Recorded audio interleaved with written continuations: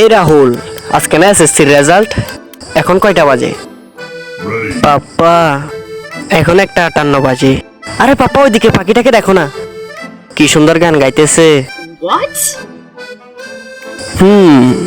গলা ভালো, কিন্তু তোর এসএসসির রেজাল্ট? আরে বাবা, তুমি শুনছো? সিলিন্ডারে গ্যাস শেষ হয়ে গেছে।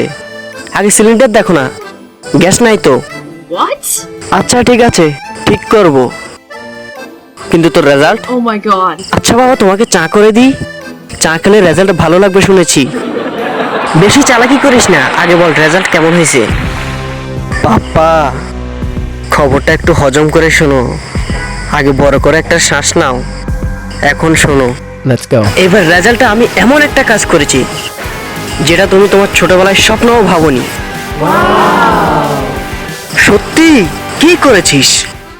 আমি ফেল করে ফেলেছি, গাট্টি বেঁধে ফেল করেছি, 100তে একদম 0 পেয়েছি, ইতিহাস গড়েছি। তুই এতক্ষণ আমাকে বোকা বানাচ্ছিলি।